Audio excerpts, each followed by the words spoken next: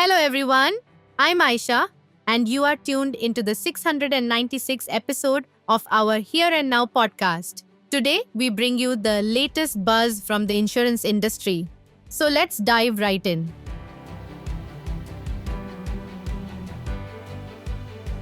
Our first story today comes from The Hindu, highlighting a transformative regulatory shift by the Insurance Regulatory and Development Authority of India. The regulator has approved the India as a Framework approach, set to take effect from April 1st. This significant move allows foreign reinsurers to operate in India through branches rather than requiring them to set up separate subsidiary entities. By treating foreign branches on par with domestic reinsurers regarding capital requirements, the framework simplifies the entry process for global players looking to tap into the Indian market. The report emphasizes that this strategic adjustment is aimed at positioning India as a global reinsurance hub. Previously, high capitalization norms acted as a barrier for foreign reinsurers. However, this new framework reduces the solvency margin requirements based on the business written in India.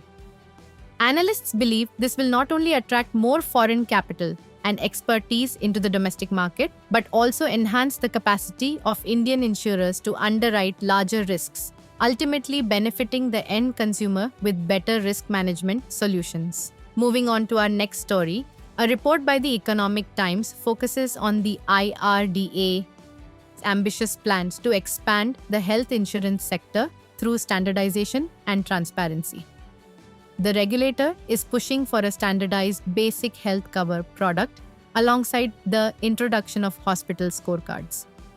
These scorecards are expected to rate hospitals based on various parameters, including the quality of care and treatment costs, providing a much-needed benchmark for policyholders who often struggle to compare healthcare providers.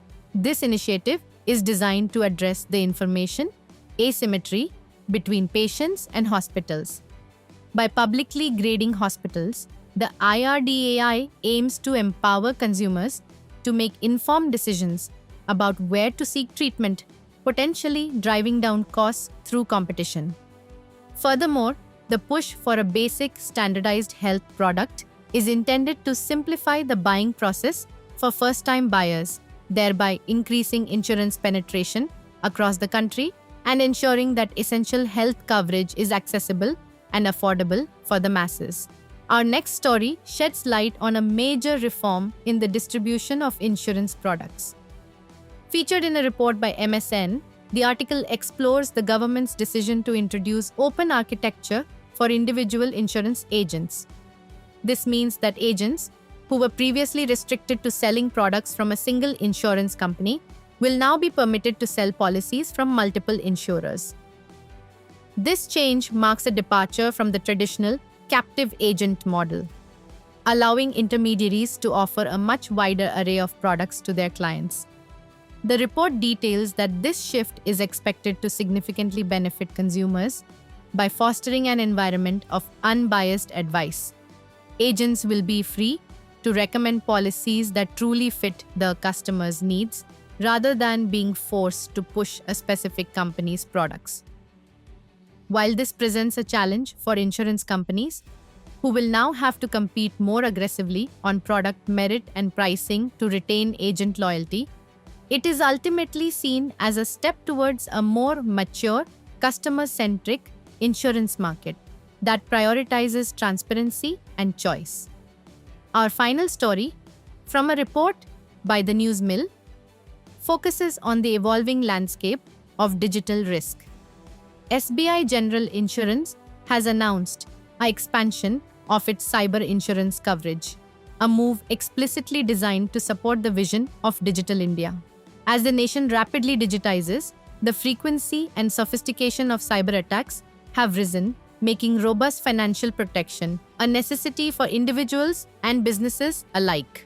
The expanded cover aims to address these modern vulnerabilities head-on.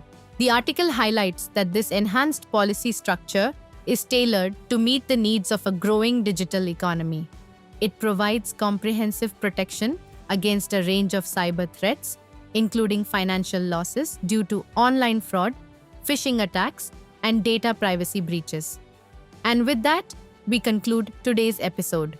We hope you found these in-depth updates helpful and insightful. As always, our podcast, Here and Now, will continue to bring you more such stories from the world of insurance. Until then, take care, goodbye, and have a great week ahead.